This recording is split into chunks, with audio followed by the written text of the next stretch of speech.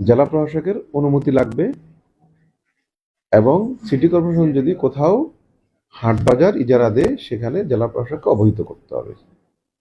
এখন বিষয় হচ্ছে কোথায় হাট বাজার করতে পারবে, তাই না? যে সে জায়গায় কি পারবে?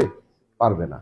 সেটার একটা নীতিমালার ভিতর পরিষ্কার করে বলা আছে, যেখানে শিক্ষা কার্যক্রম হয় যেমন স্কুল, কলেজ, মাদ্রাসা, হ্যাঁ, এইসব জায়গায় এইসব প্রতিষ্ঠানের আঙ্গিনায় কোনোভাবে হাটবাজার অস্থায়ী হাট দেয়া যাবে না।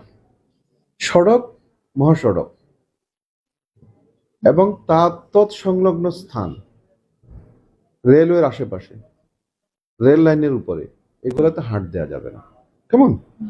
পরিবেশ নষ্ট হয়, দূষণ হয়, এরকম কোথাও দেয়া যাবে না।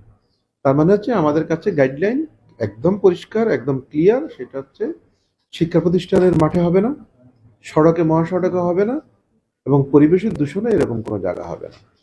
এখন বিষয় হচ্ছে এগুলা যদি কেউ করে, আমরা যখন নিশ্চয়ই আমাদের উপজেলা নির্বাহী অফিসার সাহেবরা যখন পত্র দেন, কাউকে ইজারা দেন, এই কথাগুলো উল্লেখ করেই দেন। আর যদি উল্লেখ করে না দেন সেটা ইজারা হবে না। এবং আমার বিশ্বাস, শতভাগ বিশ্বাস, এবং প্রত্যেকটা চিঠিতে এই কথাগুলো লেখা থাকে। যার কারণে এটা যদি কেউ অমান্য করে তার বিরুদ্ধে আইনি যত রকম ব্যবস্থা আছে উপজেলা নির্বাহী অফিসার এবং জেলা প্রশাসন ব্যবস্থা গ্রহণ করবেই। আর সড়কে মহাসড়কে তো শুধু অস্থায়ী হাটবাজার না, কোনোভাবেই কোনো ধরনের হাটবাজার বসতে পারবে না। সেজন্যই আমরা একটা মিটিং করেছি। সেই মিটিংয়ে আমরা নয়, শুধু মন্ত্রণালয় মিটিং হয়েছে।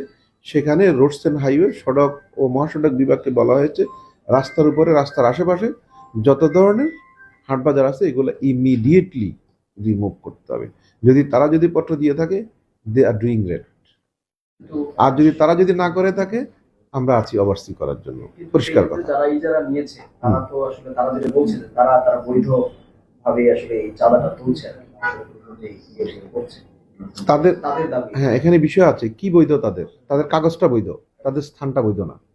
এর বাইরে তো কোনো স্থান, কেমন হাইওয়ের বাইরে এমন অনেক জায়গা আছে যেখানে কোনো বাইরে কোনো স্থানই নেই তাদের। যদি স্থান না থাকে ওখানে ইজারা দেওয়ার কথা না। নিশ্চয়ই স্থান আছে, স্থানটা উনি লুকাচ্ছেন। পরিষ্কার কথা। হ্যাঁ, যাকে ইজারা দেওয়া হয়েছে, পরিষ্কার কথা আমি বুঝি, তাকে ইজারার সে যদি কাগজ দেখাইতে পারে, পত্রটা দেখাইতে পারে, সেই পত্রটা বৈধ, কিন্তু তিনি যেখানে আছেন সেই স্থানটা বৈধ না। তার মানে কি মহাসড়ক থেকে যে দোকানপাট থেকে টাকা তোলা হচ্ছে এইগুলা কি অবৈধ বলা যায়? কারা তুলছে? ইজারাদাররা। অবশ্যই বৈধ, যদি সরকার অনুমোদিত কোনো হাট বাজার না থাকে। মহাসড়কের উপর তো সরকার দেবেন না, তাই না? না, নিশ্চয়ই না।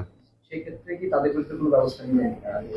যারা, একটা বিষয় কি, যারা ওখানে অবৈধভাবে আছে তারা যেরকম অবৈধ, এবং তাদেরকে সামনে রেখে কেউ যদি ব্যবসা করে সেটা অবৈধ। অবৈধ কাজের বিরুদ্ধে আমরা আছি। Thank you.